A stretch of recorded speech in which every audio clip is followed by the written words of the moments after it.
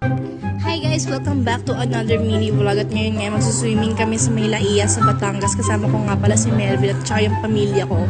At nag-ready na rin pala ako ng mga gamit ko guys papunta. At ayan na nga, paalis na kami. Ayan, inayos ko yung kuko ko. Kasi kanina missing yung dalawang kuko. At ayan, nag-iimpake na kami papunta ng Batangas sa Maylaiya. Tamang nature tip ang mga person. At buhat ko si baby at si Melvin, tamang yosi lang siya.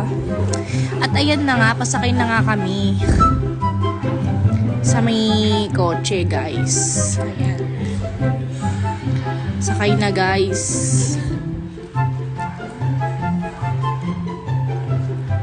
Ayan. At ayan, nakasakay na nga kami at papunta na kaming swimming. Ayan. So, nag-stop over pala muna kami dahil nagutom nga ako.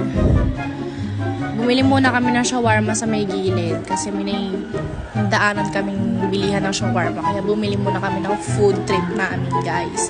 Kaya tamang FT kami dyan, guys. Ayan, shawarma rice at saka shawarma pita yung binili ko dyan. Tamang food trip muna kami. Ayan. Ayan na nga, dumating na nga yung shawarma ko. At ayan, kinain ko na nga yung shawarma ko, guys. At ayan na si Melvin. Tamang food trip siya. Ayan, food trip ang mga person. Ayan na nga, dumating na rin yung shawarma rice ko, guys. Ayan, may parang checkpoint pa dyan eh. Ewan ko. Ayan, tinikman ko na nga yung ano ko, shawarma ko dyan.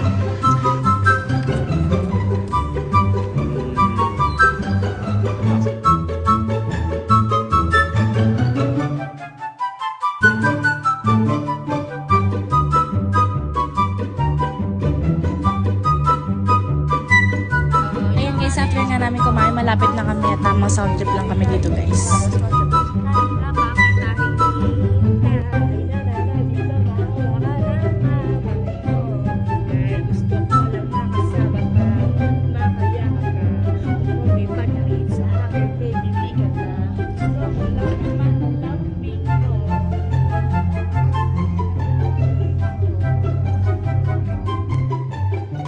Ayan nga guys, finally nakarating na kami sa aming destination at bumaba na kami ni Melvin dyan at papunta na kami sa aming place. At ayan na, nakarating na kami sa aming place, guys. At kasama ko na nga si Melvin. Nagpahinga muna kami sa gilid, guys. Ayan.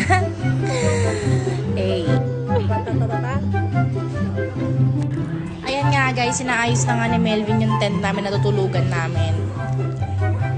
Kasi ako, hindi ko naman kasi alam kung paano yan ayusin. Kaya hinahayaan ko na lang siya mag-ayos niya. At ako chillin like a chicken lang sa gilid. Pinapanood ko lang siya.